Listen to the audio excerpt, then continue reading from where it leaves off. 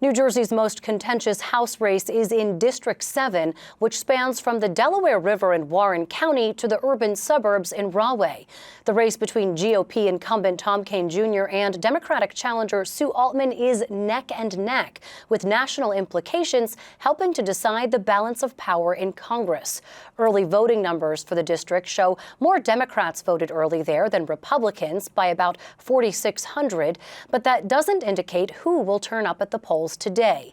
Democrats, though, aren't taking any chances, deploying Governor Murphy and the state Democratic chair to get out the vote in areas of Union County where they're hopeful to pick up votes. Senior correspondent Brenda Flanagan has the latest. We are, as far as I know, tied, which is incredible. The last poll we saw, I know. Canvassers applauded as a giddy Sue Altman cited the latest Monmouth University poll showing her in a statistical tie with incumbent Republican Tom Kean Jr.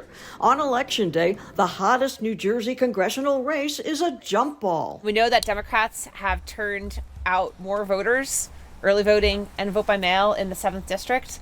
So we are in the 4th quarter, which is so exciting. And as a former basketball player, I know that when you go into the 4th quarter and you're tied, you know it's going to be a dogfight. Now it's all about getting out the vote, and Altman led the way.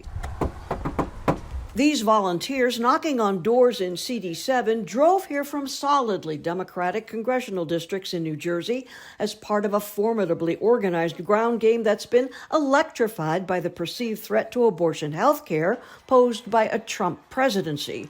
Altman gave the closing pep talk. The Republicans have nothing like this. Their field operation is paid by Elon Musk. So that tells you everything you need to know. We are one of the top places he's spending in the entire country. Wow. So they're nervous. She has a lot of energy and support behind her. But at the same time, the Republican super PACs have outspent the Democratic super PACs here pretty heavily. And so, I think at the end of the day, Kean is probably still favored. Cook Political Report's Aaron Covey rates this contest as leans Republican and says Kean Jr. still gets mileage out of Kean Sr.'s fame as former governor. The first-term congressman doesn't post a campaign schedule and generally avoids speaking to reporters on Capitol Hill, including NJ Spotlight News' Ben Hulak last month. Do you regret endorsing Donald Trump? Kean claims he's not anti-abortion, but he did endorse Trump. He polls better than Altman on the economy and immigration, and during a recent debate noted, "My opponent, on the other hand, since 2019, has been a paid extreme political activist who supports progressive causes and will never stand up to the far left wing of her own party." GOP super PACs supporting Kean have saturated media with expensive ads attacking Altman as an extreme progressive. She's a radical liberal activist who threatens your future. CD7 does tilt more conservative after being redrawn to include 19,000 more registered Republicans than Democrats. And Republicans we spoke to say they want change. The country's going in a bad direction, so see what happens now. Economy, I think it's on everybody's mind. They're trying to figure out who is going to help the middle class. CD7's red shift ultimately ended Democrat Tom Malinowski's re-election bid 2 years ago.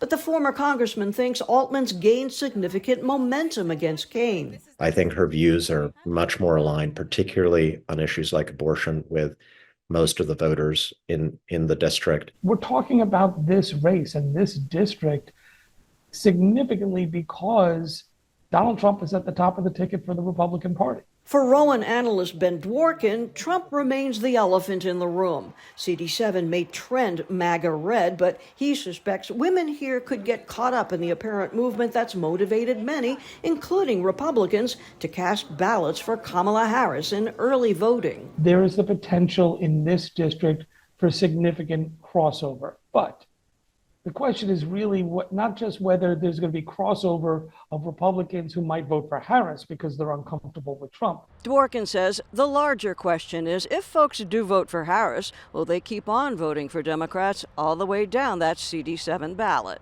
In Sparta, I'm Brenda Flanagan, NJ Spotlight News.